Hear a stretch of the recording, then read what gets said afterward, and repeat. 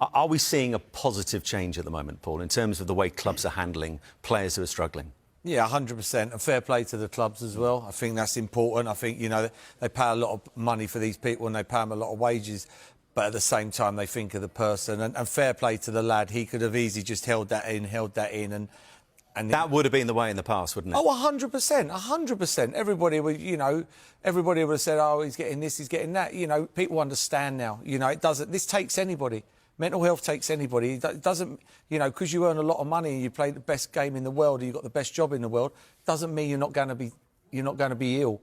Do you know what I mean? And mental health takes anybody. So for me, fair play to the lad. I wish him all the best. I've been there too many times, and I wish him all the best. And he's very, very brave for what he's done to come out, because there'll be a lot of people out there sitting behind their silly keyboards, in their bedrooms with the curtains pulled. And they'll be going, oh, it's a disgrace, it's this and that. Don't listen to them people. They're lemons. Never listen to them. Chris, Richarlison opened up a little bit early in the season about his struggles as well. From your time as a player and what you hear and you see now, are more players struggling than perhaps we're aware of? Yeah, I would say so. I think maybe before people masked it, they didn't want to face it up. I think with people speaking, there's more access to help out there now. People feel as if they don't need to be boxed in a corner as such, with nowhere to turn. I think with the way that the world has changed, basically, it's not just in football. You've got to give credit to a lot of people in terms of opening up and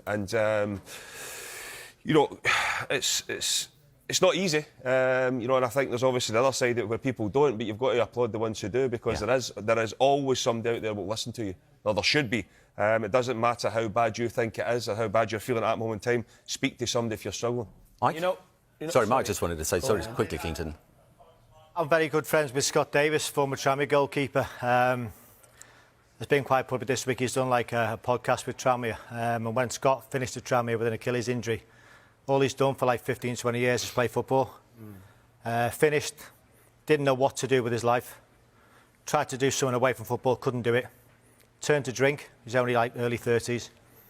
Sat on a motorway bridge for 2 hours, thinking of jumping off the bridge, because he just did not know what to do with himself when he finished football. Didn't have no idea what to do. Didn't know where to get help. Luckily enough, he had a good group of friends around him, near where he lives. Give the Sporting chance, been in there, recovered. Now, lucky enough, now he's just took up a job at Fleetwood Town as the under-18s and under-21 goalkeeper. So, he's early 30s, and all he's done is play football for so long. You don't know what to do when you finished, and he was just in such a bad place. And he kept it into himself, because he didn't want to admit that he was in trouble.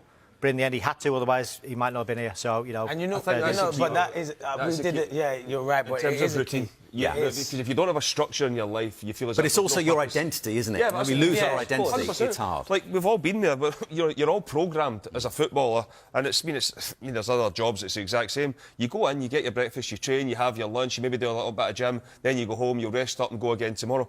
When that stops, all of a sudden it's like, whoa, what's going on here? You don't know. It's a shock to your system, and then you can understand. Paul Merson's, there's nobody better to speak about it than him.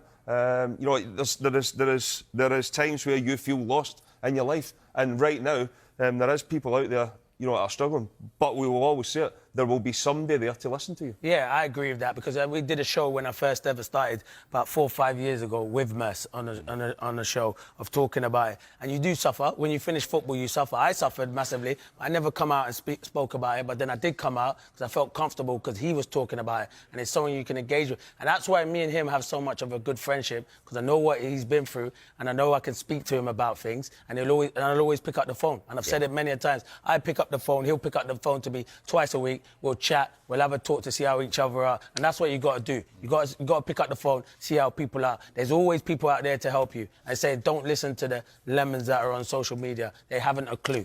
And I would say fair play to the clubs and people all over the country, CEOs of big companies. It's not just happening in football, it's happening on the workplace of everywhere. And fair play to all them people as well.